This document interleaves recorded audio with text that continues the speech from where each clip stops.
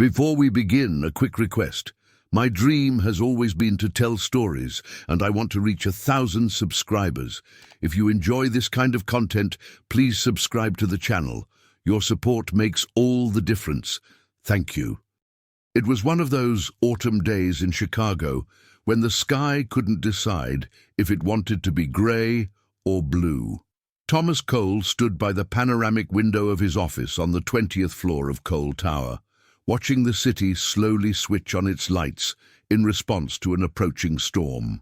He was 35, with dark hair that was always perfectly styled, and his charcoal grey suit was worth more than the monthly salary of most of his employees.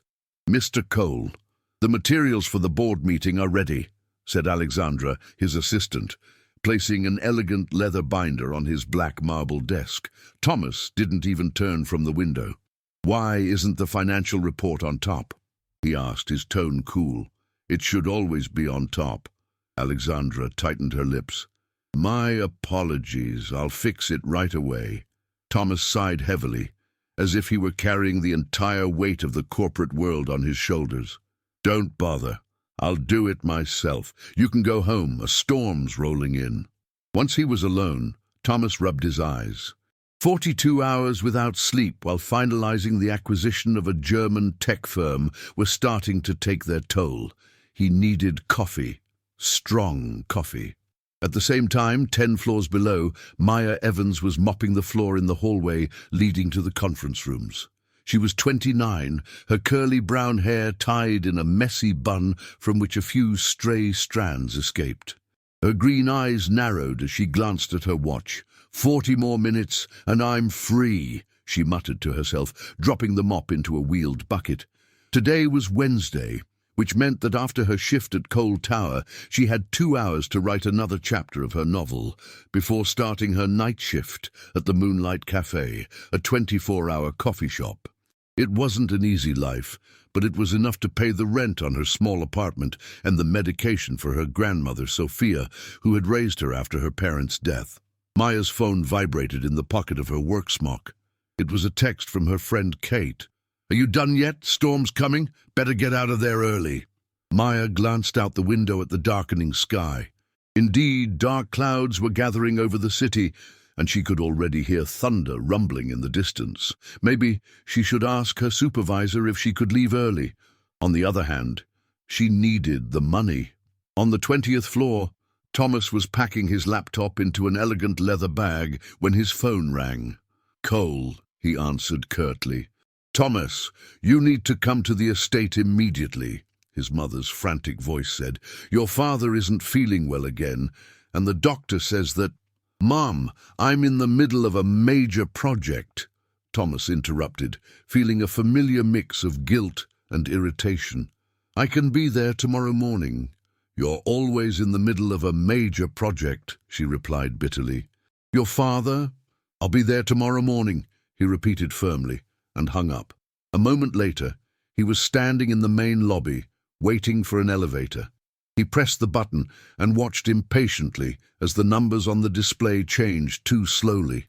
When the doors finally opened, he saw the car was full of people, mostly office workers eager to get home before the storm. "Damn it," he muttered under his breath, and looked around for an alternative. He noticed a door nearby leading to a service corridor. He knew this building better than anyone. He'd designed it himself, after all. He knew the service corridor would lead him to a service elevator that should be empty at this hour. Meanwhile, Maya had just finished cleaning the last floor and was pushing her cart toward the service elevator. Her supervisor had agreed to let her leave 15 minutes early because of the storm. She was grateful. She hoped to make it home before the worst of the downpour. When she reached the service elevator, she pressed the button and waited, quietly humming a tune she'd heard on the radio that morning. It was one of those annoying songs that get stuck in your head and won't leave. The elevator doors opened and Maya rolled her cart inside. At the same moment, she heard quick footsteps behind her.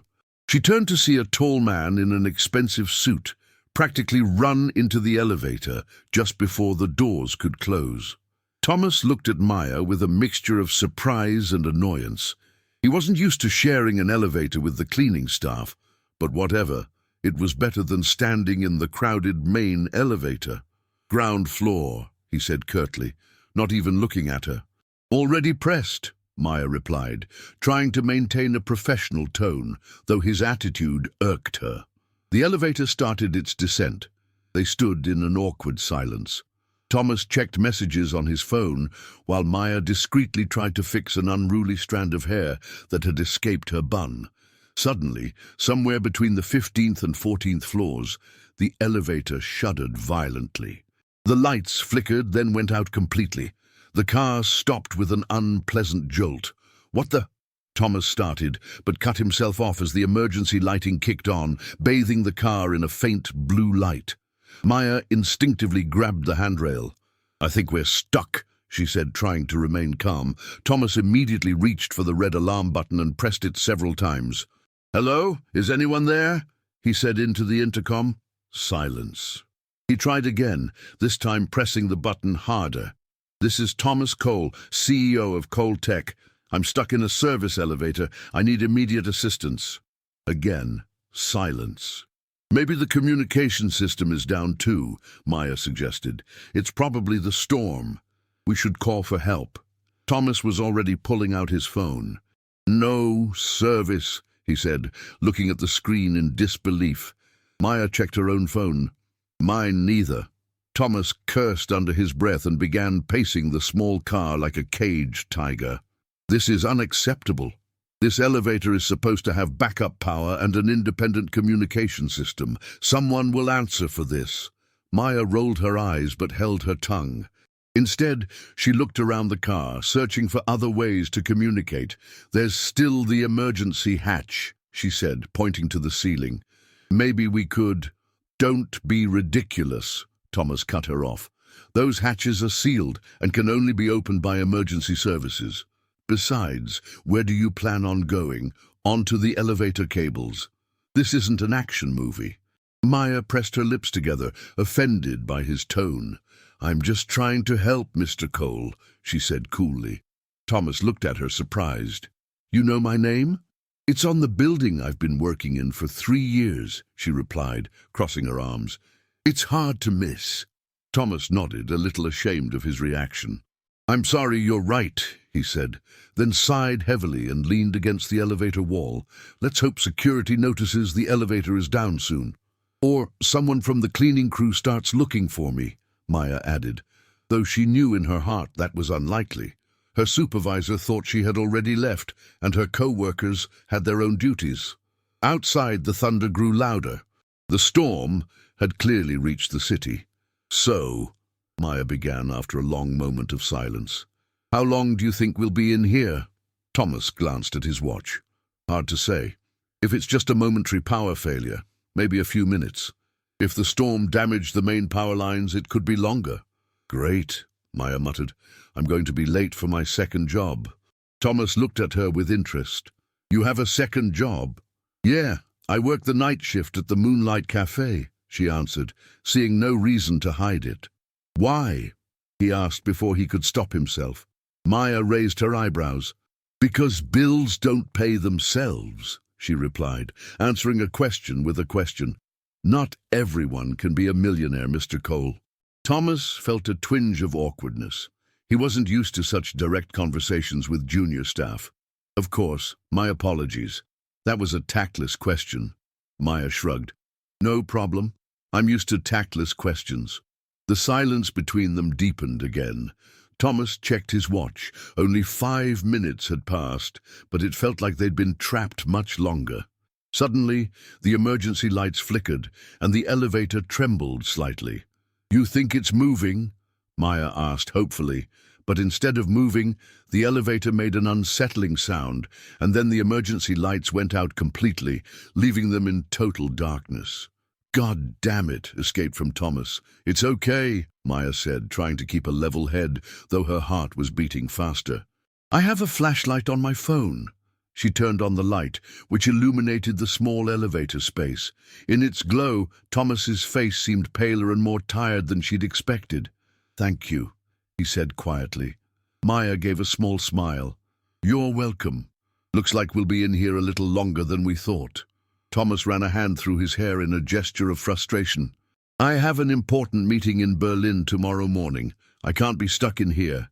Well, I guess we don't have a choice, Maya replied, sitting on the elevator floor and leaning against the wall. All we can do is wait. Thomas looked at her for a moment, as if debating whether to join her on the floor or maintain his standing position. Finally, his exhaustion won, and he sat down across from her, trying to keep as much distance as possible in the small car. So, he began awkwardly. What's your name? Maya, she answered, pointing the flashlight beam toward the ceiling so as not to shine it directly in his face. Maya Evans. Nice to meet you, Maya, though I'd prefer it were under different circumstances. Despite the situation, Maya couldn't suppress a slight smile. Same here, Mr. Cole. You can call me Thomas, he said, surprising even himself. He normally never encouraged such familiarity from his employees. All right, Thomas, she replied, his name sounding strangely intimate in the small elevator space. A powerful clap of thunder echoed from outside, so loud that Maya flinched involuntarily. You don't like storms? Thomas asked. Not really, she admitted. When I was little, I used to hide under the covers whenever I heard thunder. I was the opposite, Thomas said, surprising her with his honesty. I always went out on the balcony to get a better view of the lightning. My mother would get furious. Maya laughed quietly. I can imagine. My grandmother wasn't too thrilled about my attempts to hide in the closet during a storm, either. Your grandmother? Thomas asked, before he could stop himself. He was treading on personal ground again, but Maya didn't seem offended. Yeah, she raised me since I was 10 after my parents' accident. I'm sorry, he said sincerely. It was a long time ago, she replied, looking somewhere over his shoulder. Grandma Sophia is wonderful. She's the reason I work 2 jobs. She needs expensive medication that isn't covered by insurance. Thomas felt a pang of shame. He had never had to worry about money, and here was this woman working day and night to care for her grandmother. What about your parents? Maya asked, changing the subject. Thomas winced slightly. They're alive. My father is sick, has heart problems. My mother takes care of him at our family estate in Lake Forest. Do you visit them often? She asked, not realizing how much the question hit a sore spot. Not as often as I should, he admitted after a moment of silence. Work takes up most of my time. I understand, Maya said, though there was a gentle note of disapproval in her voice. Thomas felt the need to justify himself. Building a company from the ground up requires sacrifices.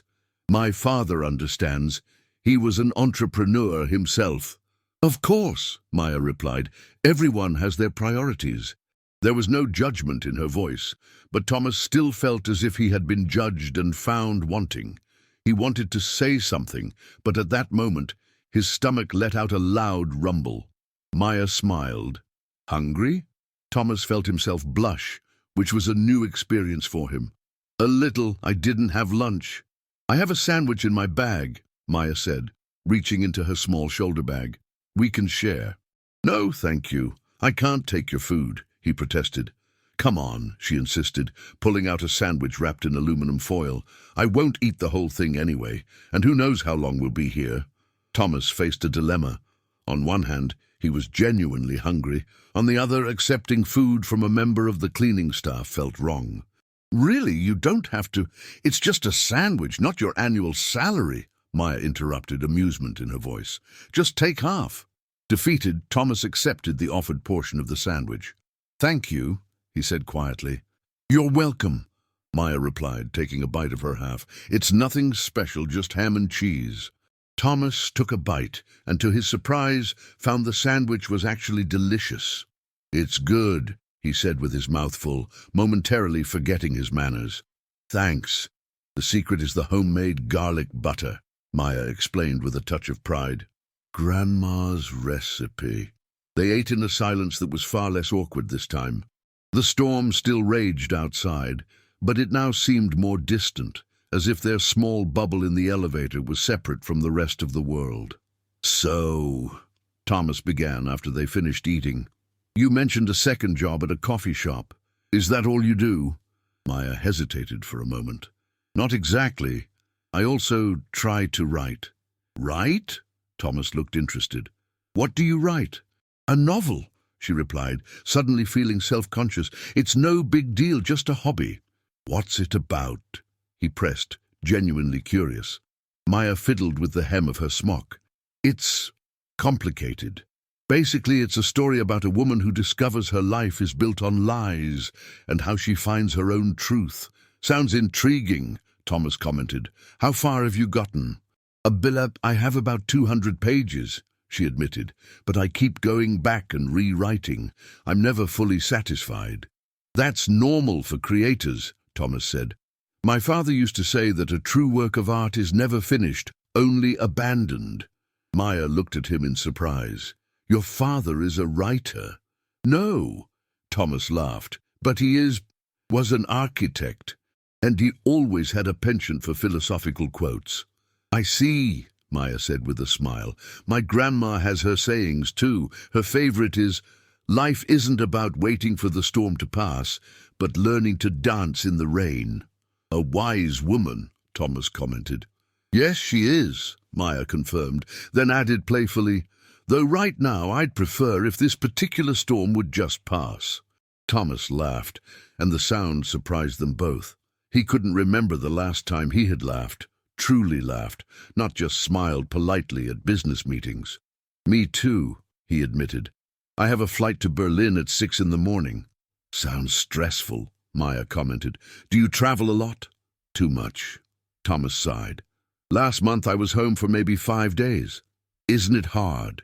She asked with genuine concern. Always on the road, no time for yourself. Thomas hesitated.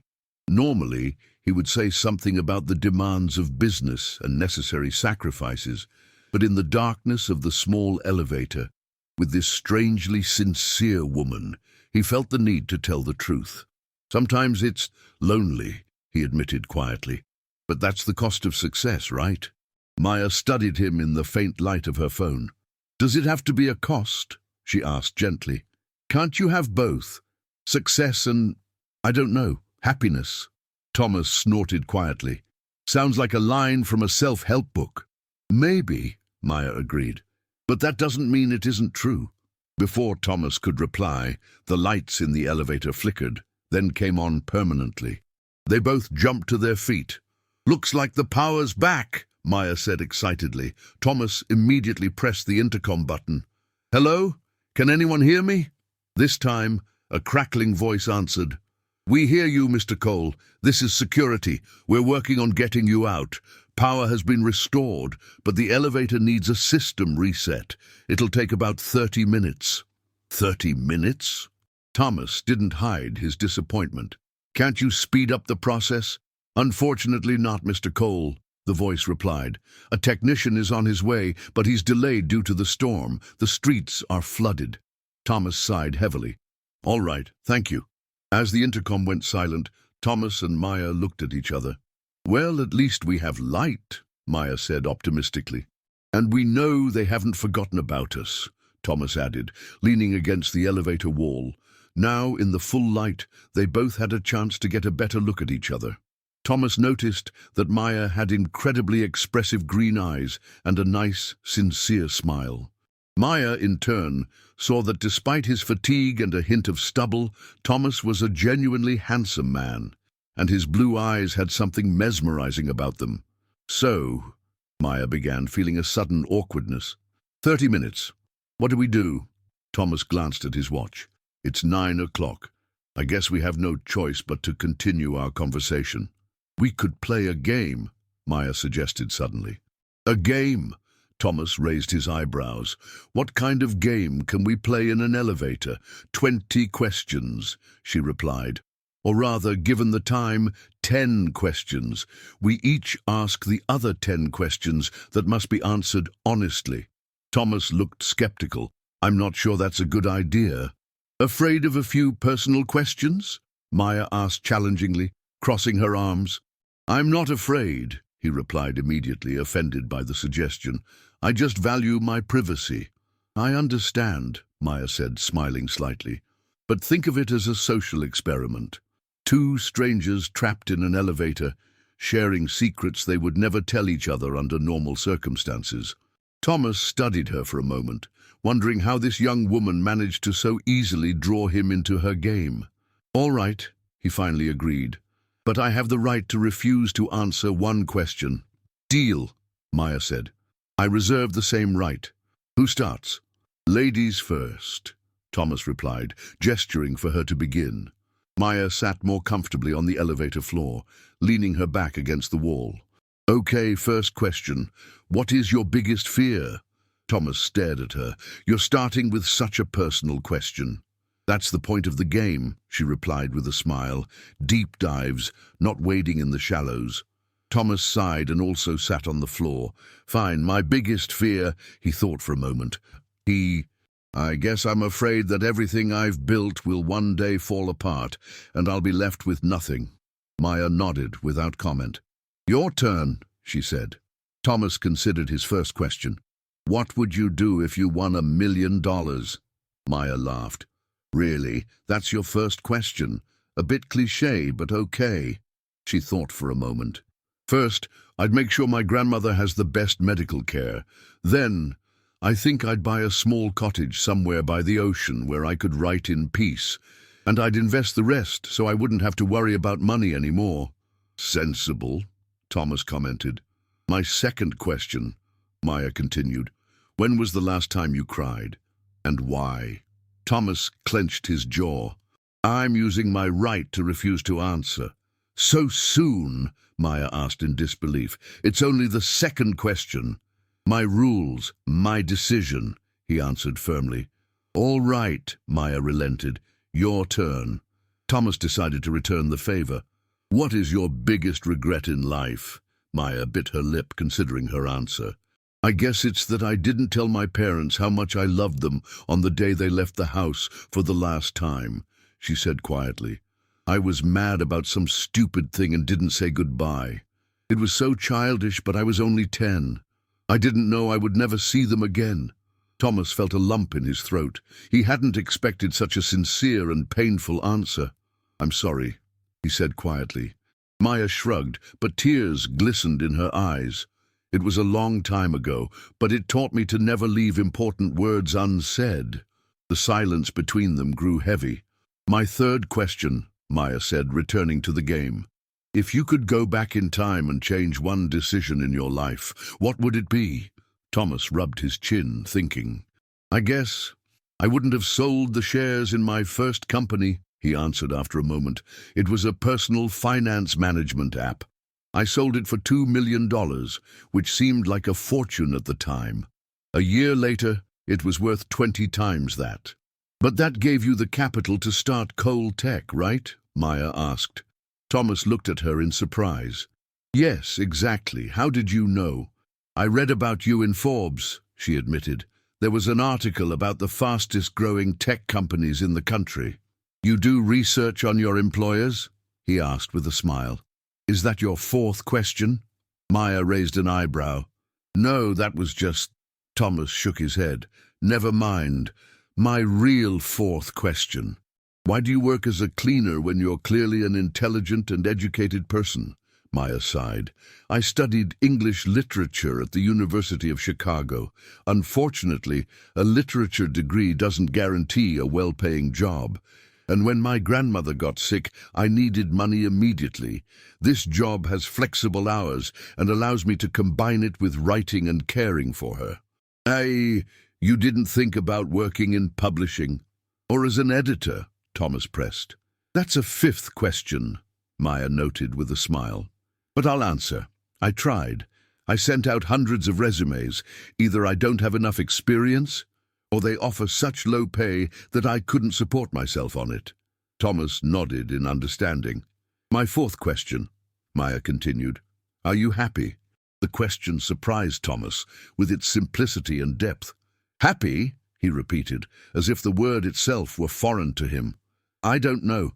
I'm professionally fulfilled. I'm successful." "That's not the same as happiness," Maya pointed out quietly.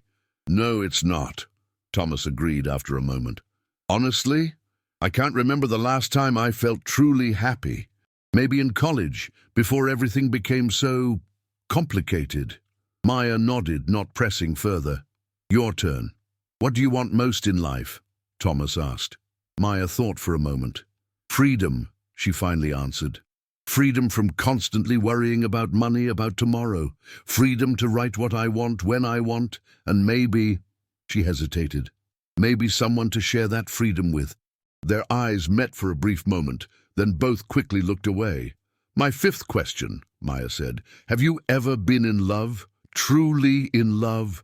Thomas laughed quietly. Yes, my freshman year of college. Her name was Caroline. She was studying architecture, like me. She was exceptional. Talent, passion, everything. What happened? Maya asked, intrigued. She got a scholarship in Paris. I stayed in Chicago to help my father with his firm.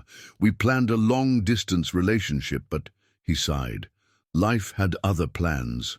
Do you regret it? Sometimes, Thomas admitted. But that's your sixth question, he added with a smile. Maya laughed. You're right. I can't help myself. Sixth question, Thomas considered. What's your ideal man? Maya raised her eyebrows. You really want to know? Yes, he confirmed, not entirely sure where the question came from. Well, Maya tilted her head.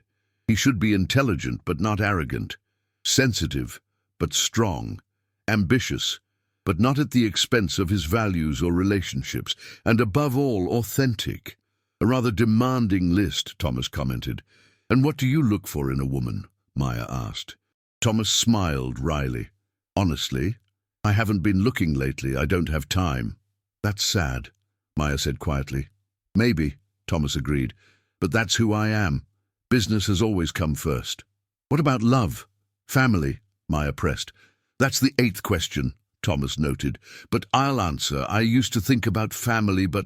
He hesitated. I saw how my father's illness affected my parents. How my mother sacrificed everything to take care of him. I'm not sure I want to put someone through that. But you're not sick, Maya said. Not yet, Thomas replied.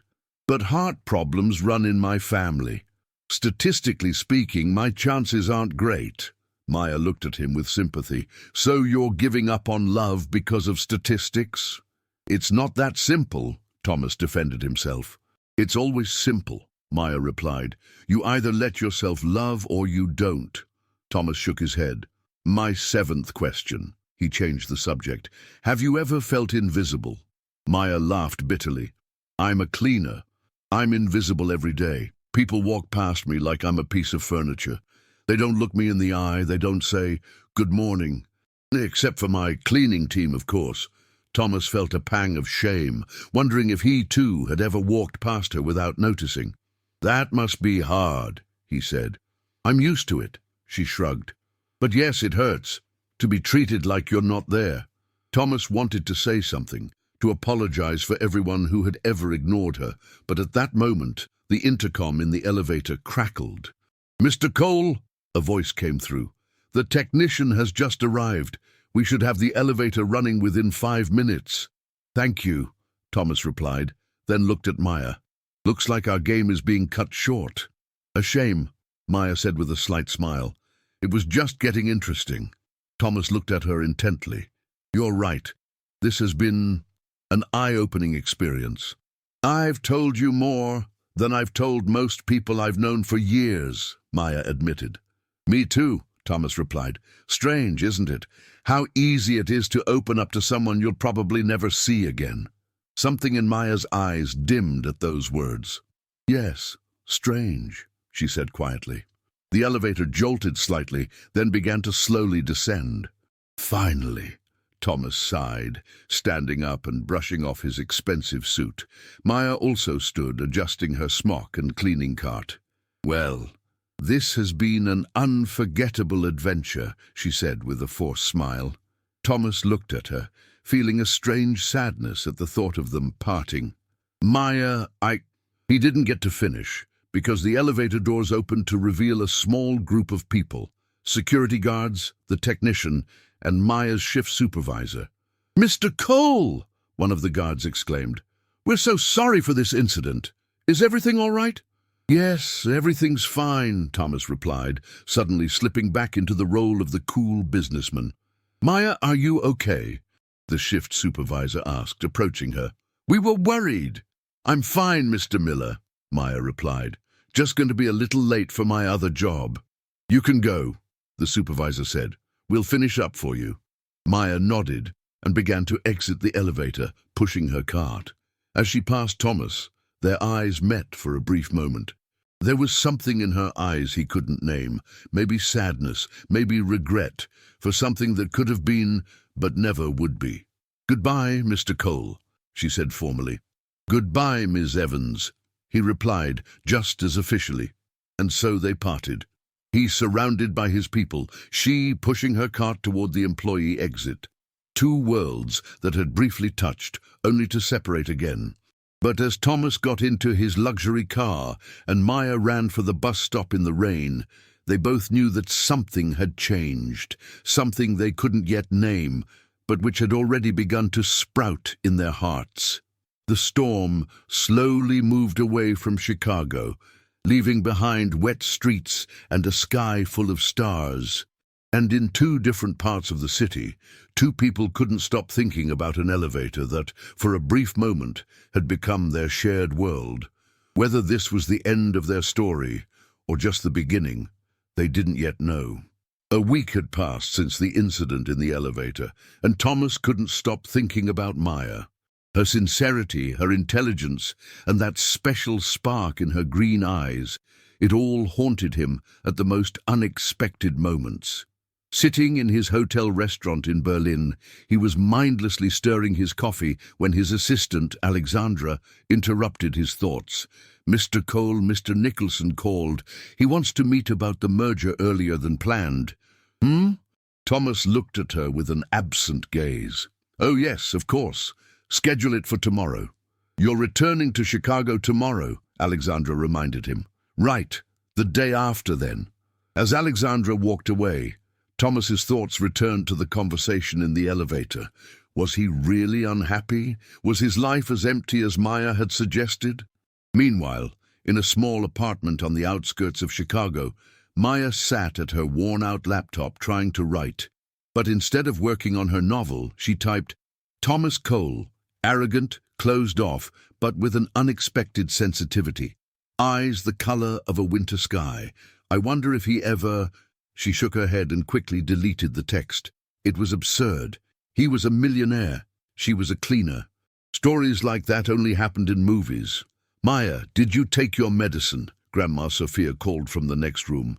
Coming, Grandma, she replied, closing the laptop. The next day, Thomas returned to Chicago.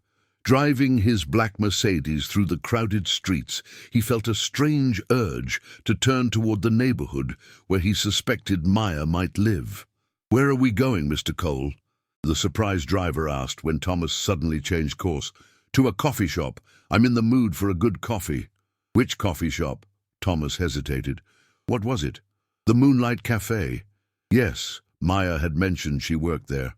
The Moonlight Cafe, he said, trying to sound nonchalant. The driver nodded and changed direction. Thomas felt his heart speed up. What was he doing? Looking for a cleaner in a coffee shop? This was insane. The Moonlight Cafe turned out to be a cozy place in an old brick building.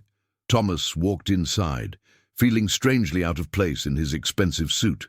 Behind the counter stood a young woman with pink hair, but it wasn't Maya.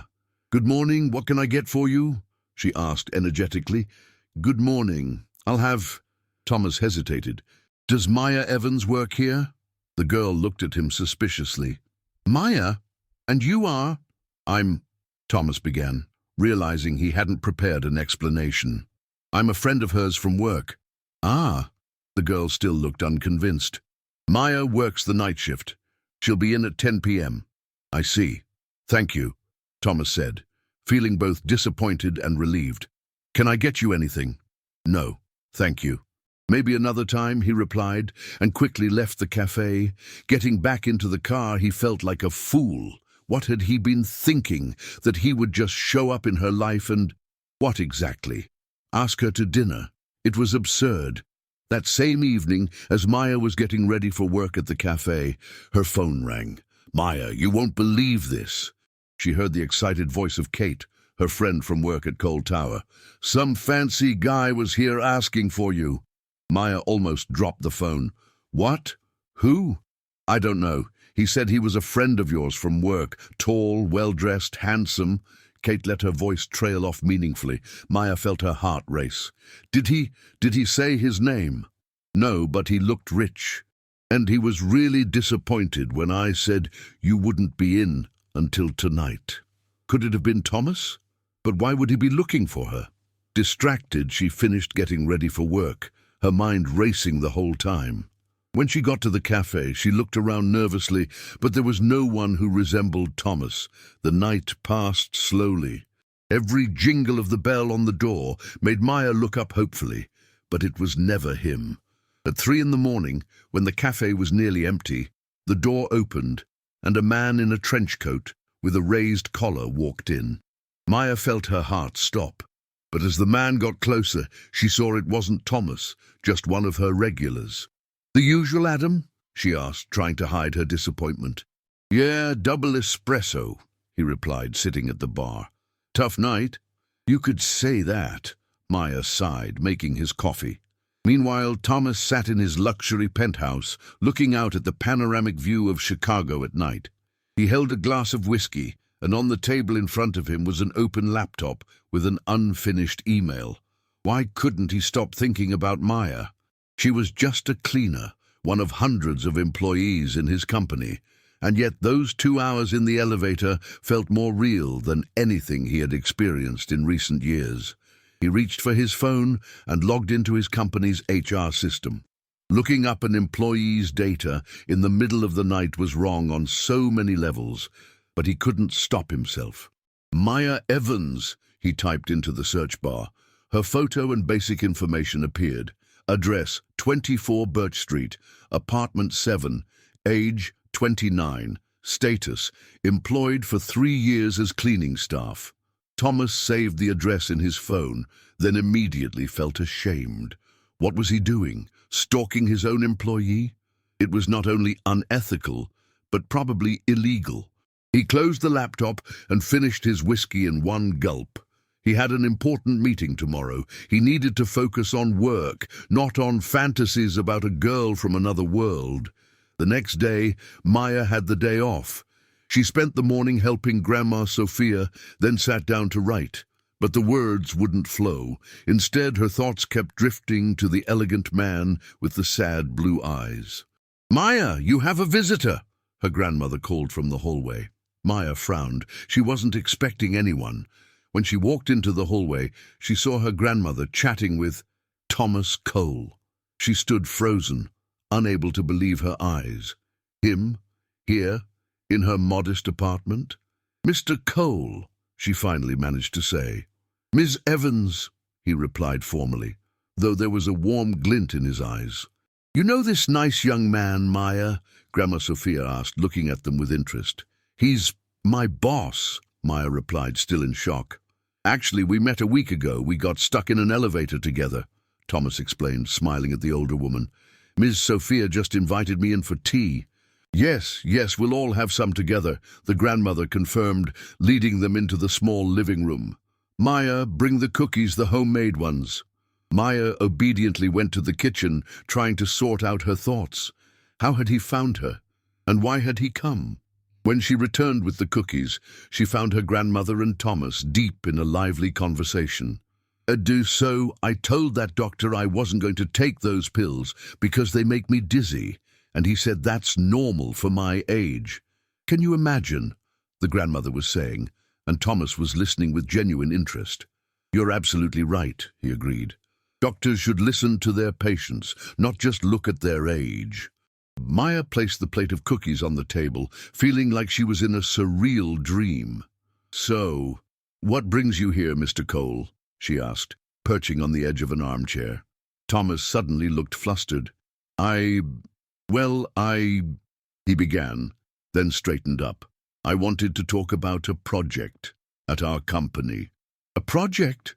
Maya repeated in disbelief. "Yes, Thomas said, regaining his confidence. I'm thinking of creating a scholarship program for employees with potential. I thought your perspective might be valuable. Maya looked at him skeptically.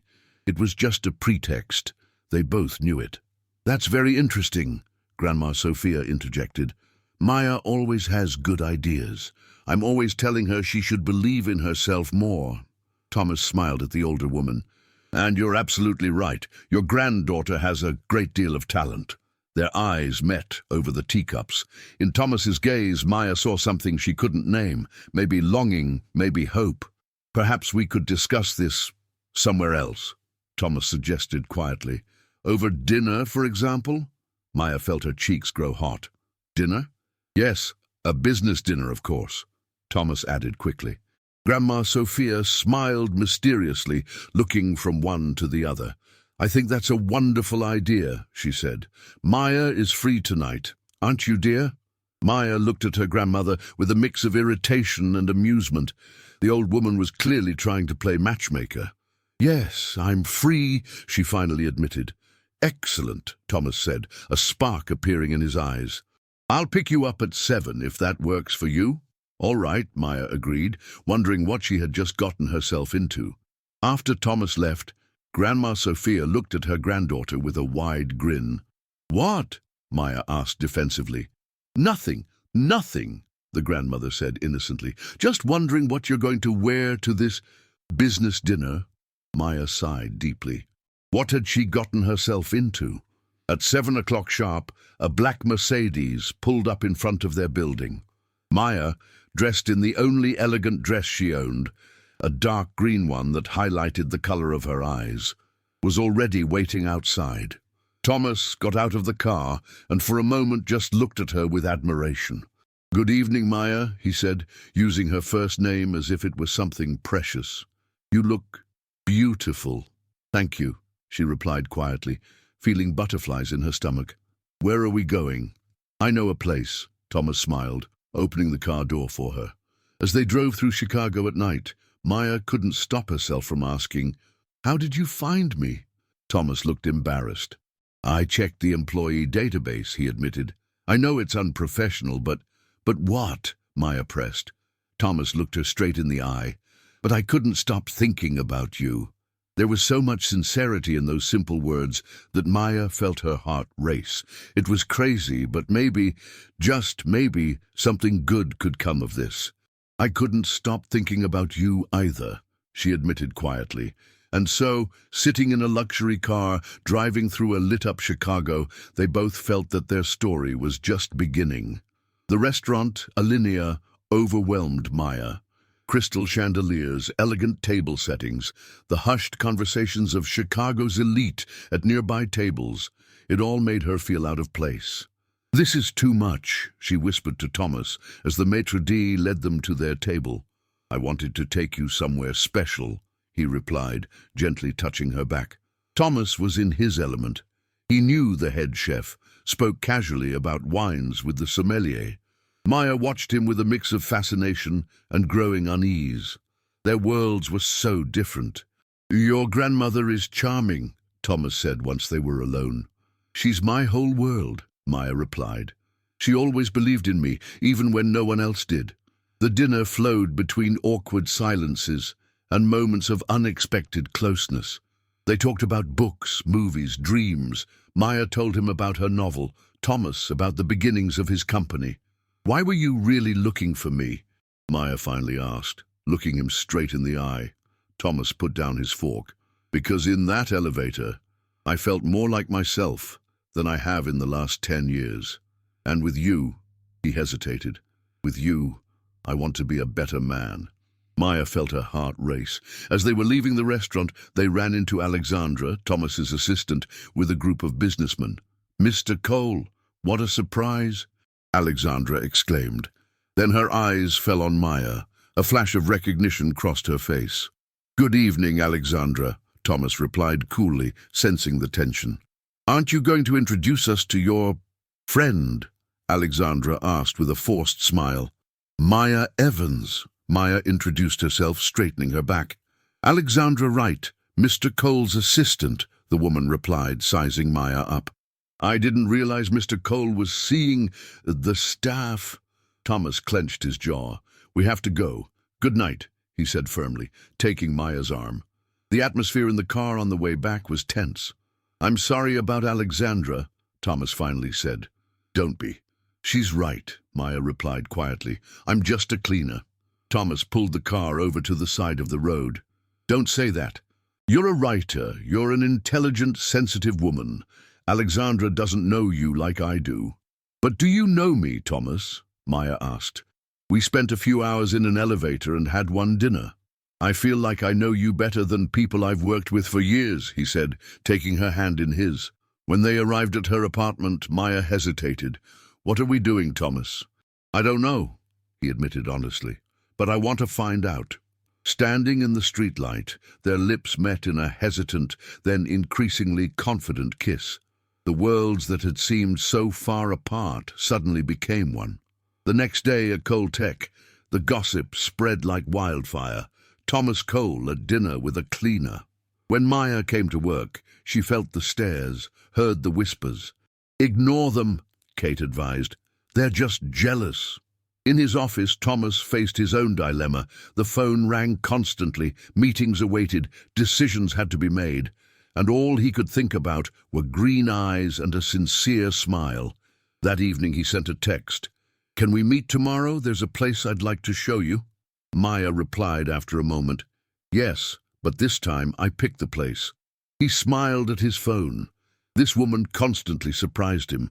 The next day, Maya took him to a modest literary cafe in Old Town, a place full of books, the smell of coffee and pastries, the quiet hum of conversations about poetry and prose. This is where I come to write, she explained. I wanted to show you a part of my world. They sat in a corner, drinking tea, talking about literature. Thomas listened with fascination as Maya talked about her novel, her eyes shining with passion. I'd like to read it, he said. Someday, she promised, when it's ready. After the cafe, they went for a walk along the Lake Michigan shoreline. Their hands intertwined naturally, as if they were always meant to hold each other.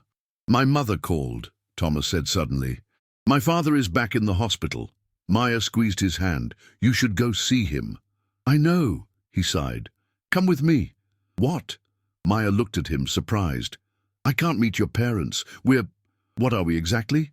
Thomas stopped and looked her straight in the eye. I don't know what we are, Maya. I just know that when I'm with you, nothing else matters. And I want my parents to meet the woman who makes me feel alive again.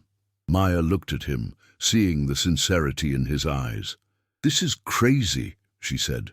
Sometimes crazy is the only sane answer, he replied, then kissed her under the starry Chicago sky.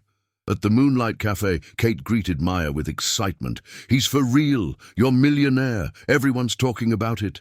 He's not my millionaire, Maya protested, though her heart said otherwise. So what is it? Kate pressed. Maya sighed, stirring her coffee. I don't know. Something beautiful and impossible. In his luxury penthouse, Thomas looked over documents he should have read hours ago. His thoughts kept drifting to Maya. The phone rang, his mother. Thomas, your father is asking for you, she said without a greeting. Are you coming? Thomas looked at a photo of his parents on his desk. Yes, Mom.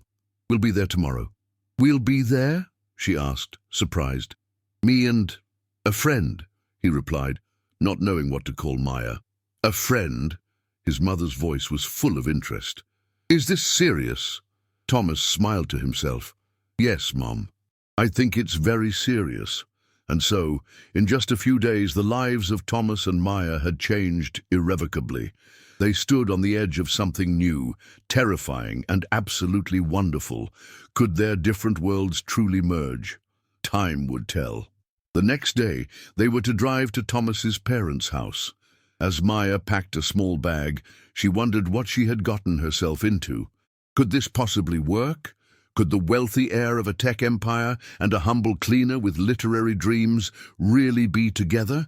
But when she saw Thomas waiting for her in the car, with that special smile reserved just for her, she knew she wanted to try, regardless of the risk. The Cole family estate in Lake Forest, looked like a small palace. Classic architecture, sprawling gardens, a stone driveway. As the car stopped in front of the house, Maya felt her stomach tighten with stress. "Don't be nervous," Thomas said, squeezing her hand. "They'll love you." "Like your assistant did?" Maya asked ironically. Thomas sighed. "My parents aren't like Alexandra. They're traditional but fair." An elegant woman in her 60s, Elizabeth Cole, Thomas's mother, greeted them at the door. Her scrutinizing gaze swept over Maya from head to toe. "Hello, son," she said, hugging Thomas. "And this must be your friend, Maya Evans." Maya introduced herself, extending her hand. "It's a pleasure to meet you, Mrs. Cole." "Likewise, dear," Elizabeth replied with a polite though somewhat cool smile. "Please come in. Father is waiting in the library."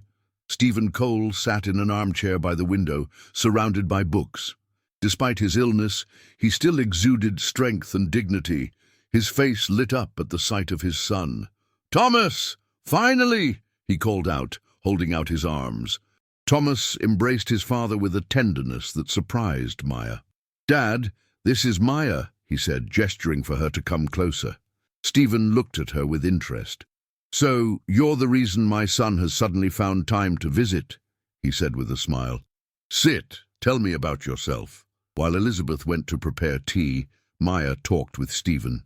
To her surprise, Thomas's father turned out to be a warm, worldly man. "Thomas says you're writing a novel?" he asked. "I'm trying," she answered modestly. "Don't be so modest," Thomas interjected. "Maya has real talent." Stephen nodded. "You know, I wanted to write once too, before architecture consumed me." The conversation flowed naturally until dinner. At the table, Elizabeth subtly steered the conversation toward topics of the Cole family, their status, their traditions. "And what do your parents do, Maya?" she finally asked. "They're deceased," Maya answered quietly. "My grandmother raised me." "Oh, I'm so sorry," Elizabeth said, though there was something else in her voice, relief. "And what do you do?" Thomas didn't mention. Maya glanced at Thomas, who suddenly looked embarrassed. "I work at Thomas's company," she said honestly. "I'm on the cleaning crew." A silence fell. Elizabeth froze with her fork halfway to her mouth. Stephen coughed. "Cleaning," Elizabeth repeated. "I see. Maya studied literature," Thomas interjected quickly. "And she's a talented writer." "Of course," Elizabeth said with a forced smile. How fascinating. The rest of the dinner passed in a strange atmosphere. After the meal, Elizabeth invited Maya for a woman's chat in the garden, while Thomas stayed with his father. "Maya," Elizabeth began as they strolled among the roses, "I see that you and my son have grown close." "Yes," Maya admitted. "It's all very new, but—" "My son," Elizabeth interrupted, "is the heir to a fortune and a company that we've built for generations. He has a great future ahead of him." "I know that," Maya said, sensing the impending but. "Excellent," Elizabeth smiled. "Then you understand that a relationship with someone from a completely different world could be a complication for him. A burden." Maya felt as if she had been punched in the gut. "Are you suggesting I'm not good enough for Thomas?" "My dear," Elizabeth placed a hand on her arm, "it's about the realities of life. Our world can be cruel to outsiders, and Thomas needs someone by his side who understands his duties, his position." In the library, Stephen and Thomas were having a similar conversation. "That girl is charming," Stephen said, "but do you know what you're doing?" "What do you mean?" Thomas asked. "Son, worlds don't mix," Stephen sighed. "I know it sounds snobbish, but it's true. Differences in education, status, experiences, they don't just disappear because of a feeling." "This isn't a fling, Dad," Thomas said firmly. "With Maya, I feel real." Stephen looked at his son for a long time. "Did you know your mother wasn't my first love?" he said suddenly. Thomas looked at his father, surprised. "Before I met Elizabeth, I loved another woman, Anna. She was an elementary school teacher, a beautiful soul." Stephen smiled at the memory. "My parents were horrified. They pressured me to break up with her, and I did." "What happened to her?" Thomas asked quietly. She married someone else. She was happy, I hope. Stephen looked his son straight in the eye. I grew to love your mother, of course, but sometimes I wonder what my life would have been like if I'd had the courage to follow my heart. At the same time in the garden, Maya was fighting back tears. I understand your point of view, she said to Elizabeth, but Thomas should be the one to decide what he wants. Of course, Elizabeth agreed, but think about yourself too. Do you really want to live in a world that will judge you at every turn, where you'll always be that cleaner Cole married? Those words hit Maya harder than she expected. Could she really fit into Thomas's life? That evening in the guest room, Thomas found Maya looking out the window at the garden.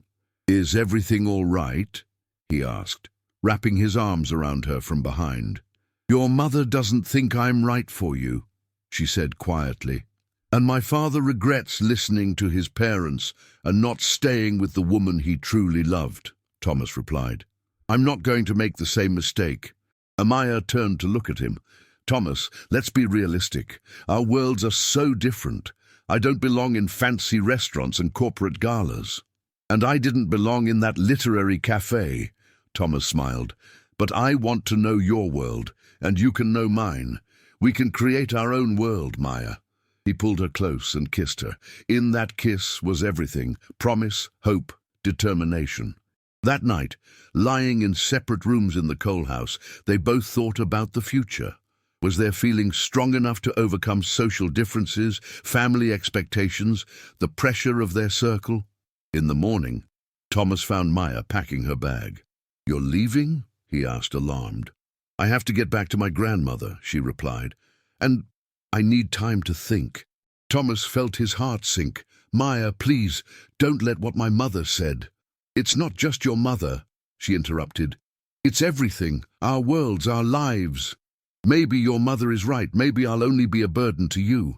Never say that, he said firmly, taking her face in his hands. You're the best thing that's ever happened to me. If you need time, I understand. But please, don't give up on us. The drive back to Chicago was quiet. When Thomas stopped the car in front of her building, Maya hesitated. I'll call, she promised, kissing him lightly on the cheek. Thomas watched her walk away, feeling like he might be losing something priceless. In her apartment, Maya found Grandma Sophia sitting at the table with a cup of tea. So, how was it? The old woman asked. Complicated, Maya sighed, sitting across from her. His mother thinks I'm not good enough for her son. The grandmother snorted. And what does she know about goodness? Status isn't everything. But she's right, Grandma, Maya said. Our worlds are too different. Nonsense, her grandmother waved her hand. When your grandfather proposed, his family was against it too. A nurse. What kind of a match was that? And we spent 40 wonderful years together.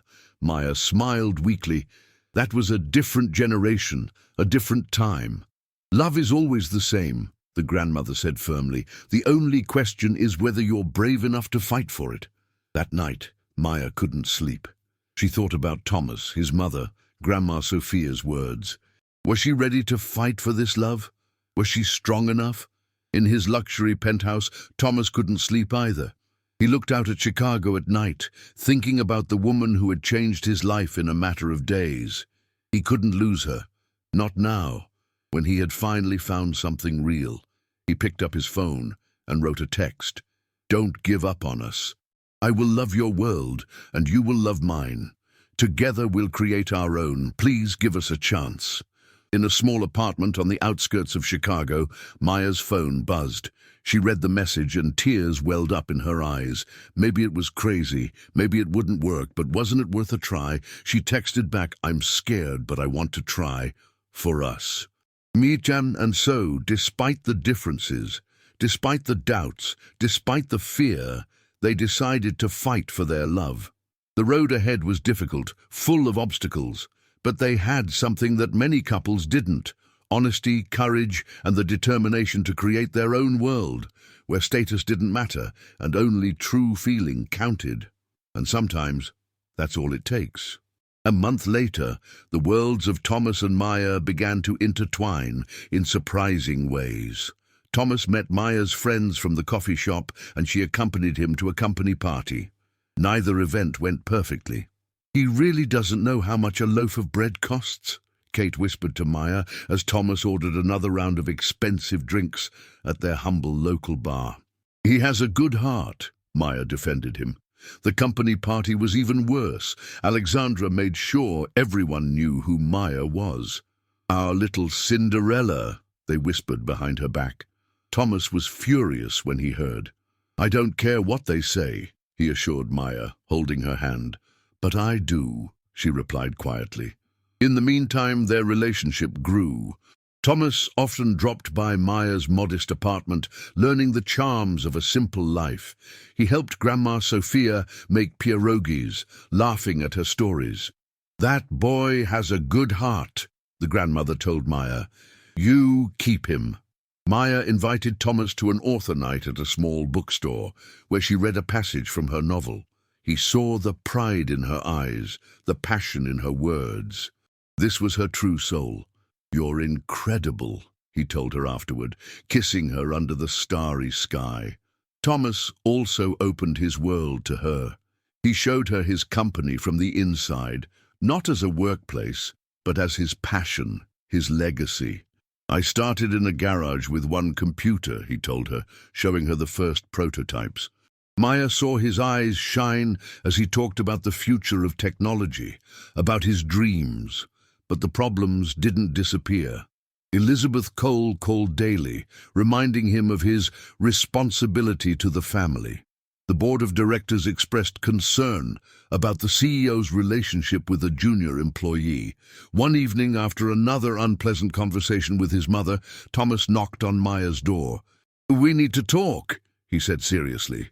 Maya felt her heart stop. Was this the end? "I want you to quit your job as a cleaner," Thomas said. "What?" Maya was stunned. "Why?" "Because it complicates everything. People are talking. The board." "So you're ashamed of me?" Maya interrupted, her eyes full of pain.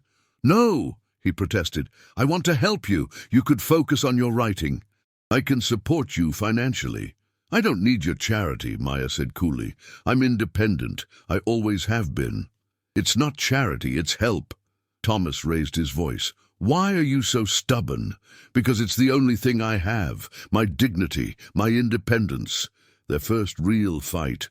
Thomas left furious and Maya cried all night. The next day, Thomas was waiting for her outside the company with a bouquet of wildflowers. "I'm sorry," he said. "I had no right to ask that of you." Maya sighed. "And I shouldn't have reacted that way. I'm just afraid of losing myself in your world." "You won't," he promised, holding her. "We'll find a way." And they did, at least for a while. Maya agreed to take a position in Thomas's company's communications department, a real job, not charity. "You have a talent for words," he had argued. "Our company needs someone like you." Her life changed. She said goodbye to the mop and bucket without regret, but she missed the simplicity of her old life. Now she sat in an elegant office writing marketing copy, and the people who had recently ignored her now smiled nervously. At the same time, Thomas was battling his own demons. His mother threatened that if he didn't end this ridiculous affair, his father would write him out of the family company. "That's blackmail," Thomas said during a phone call. "I won't give in." "Think about it, son," Elizabeth replied coolly. "Consider what's more important, a passing infatuation or a legacy of generations." Maya saw how Thomas was changing, working more, smiling less. Their worlds, which they tried so hard to merge, were still clashing painfully. The breakthrough came at the most unexpected moment. Grandma Sophia was hospitalized with a heart attack. Maya was terrified, not knowing if the old woman would survive. Thomas was by her side the entire time. He arranged for the best specialists, a private room, everything he could, not as a wealthy businessman, but as a man who genuinely cared for Maya's grandmother. "Thank you," Maya whispered as they sat by the grandmother's bed. "I don't know what I would have done without you." "We're family," Thomas replied simply. "Your grandmother is my grandmother now." Those words changed everything. At that moment, Maya understood that their relationship had transcended status, money, and social differences. They were simply two people who loved each other and were ready to fight for that love. As Grandma Sophia recovered, Thomas made a decision. "I'm leaving the company," he said one evening. "What?" Maya couldn't believe it. "Why?" "Because I refuse to be blackmailed by my own mother. I don't want to run a company where people judge you based on who you were, not who you are." "But it's your legacy, your passion," Maya protested. "You are my passion," he replied. "I can start a new company. I have the experience, the contacts. I'll build something new, on my own terms." That night they made love for the first time, not as a millionaire and a cleaner, but as a man and a woman who had found a home in each other. Thomas kept his word. He submitted his resignation to the shock of the board and the fury of his mother. But his father, Stephen, surprisingly stood by his side. "You're braver than I was," he said, shaking his son's hand. "Fight for your happiness." Thomas started a new, smaller company, one based on his own values. Maya continued to work on her novel, now with more confidence than ever. Their worlds slowly began to merge, not collide. Maya learned about Thomas's business world, and he discovered the literary corners of her soul. Together, they created something that was uniquely theirs, a world where love, respect, and the courage to be oneself mattered most. One evening, walking through Lincoln Park, Thomas stopped by an old bench. "Remember how you said you were afraid of losing yourself in my world?" he asked. "I remember," Maya smiled. "You were right to be," he said. "But you know what? I found myself in your world." He knelt before her, pulling out a small box. "Maya Evans, will you do me the honor of becoming my wife? Not as a former cleaner or a former CEO, but as two people who found a home in each other." With her eyes full of tears, Maya replied, "Yes, our own world, together." And so, in the heart of a Chicago park, their two worlds became one. The August sun flooded the terrace of the Quill Cafe with golden light. Maya Cole Evans, dressed in a simple white dress, smiled as she greeted guests at the grand opening. "I can't believe this is happening," she whispered to Thomas, who stood beside her, proud and beaming. "You earned it," he replied, squeezing her hand. A year after their wedding, a modest ceremony in Grandma Sophia's backyard, they were fulfilling another dream. The Quill was their joint project, a combination of a bookstore, a literary cafe, and a space for aspiring writers. A place where everyone could feel at home, regardless of their social status. Grandma Sophia, fully recovered from her heart attack, bustled among the guests, offering them homemade cookies. "I told you you'd be happy," she said to Maya, winking. Among the guests were friends from both worlds. Kate and other staff from the Moonlight Cafe, the cleaning crew from Maya's old job, but also Thomas's business partners from his new tech company, which specialized in accessible solutions for small businesses. Stephen Cole, Thomas's father, sat in an armchair by the window talking with young writers. His health had improved since he started seeing his son and daughter-in-law regularly. Elizabeth hadn't come. She still couldn't accept her son's decision, but she had sent flowers, which was a first step toward reconciliation. "Look," Thomas said, pointing to a bookshelf, "the most important spot. In a place of honor stood a book, Trapped, by Maya Cole Evans. Her first published novel, a story of a woman who discovers the truth about herself in the most unexpected of places." "I can't believe it happened," Maya shook her head in disbelief. "I believed from the very beginning," Thomas smiled. "From the moment you told me about it in the elevator." The elevator, the place where it all began. Sometimes Maya wondered what would have happened if she had chosen a different path, a different moment on that rainy evening. Would their paths have ever crossed? "What are you thinking about?" Thomas asked, seeing her pensive face. "About the chances that change a life," she replied. "About elevators that break down at the perfect moment." Thomas laughed, putting his arm around her. "It wasn't chance. It was destiny." Maya didn't believe in destiny, but she had to admit their meeting had a touch of magic to it.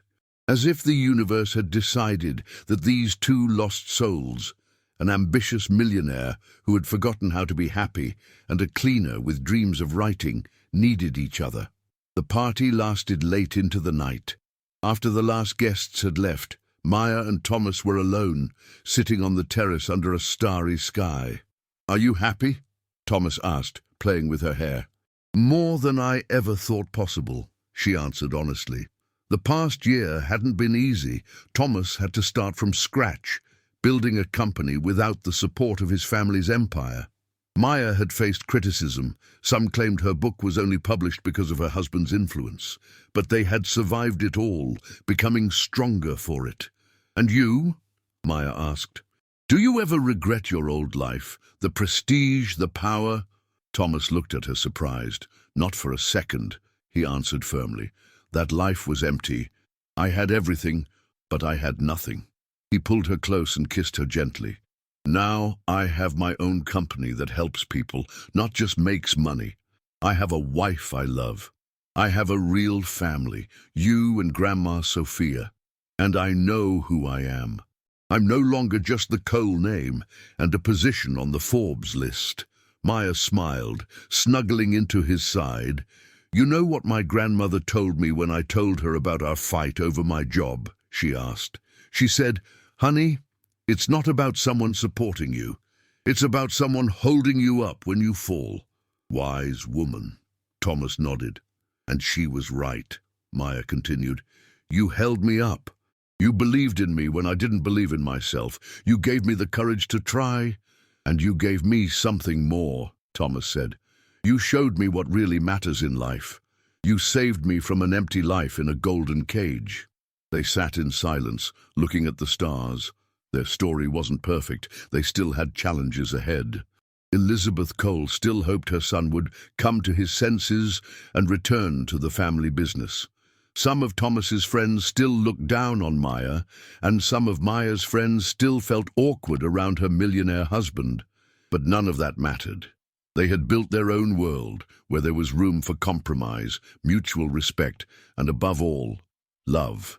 When they returned to their apartment, a cozy, though not luxurious place in downtown Chicago, Thomas stopped at the threshold. "I have a surprise for you," he said, pulling out an envelope. Maya opened it and took out the documents. "A publishing contract?" she asked, reading. "Your book is being translated into English, French, and German," he explained with pride. "An international publisher fell in love with your story."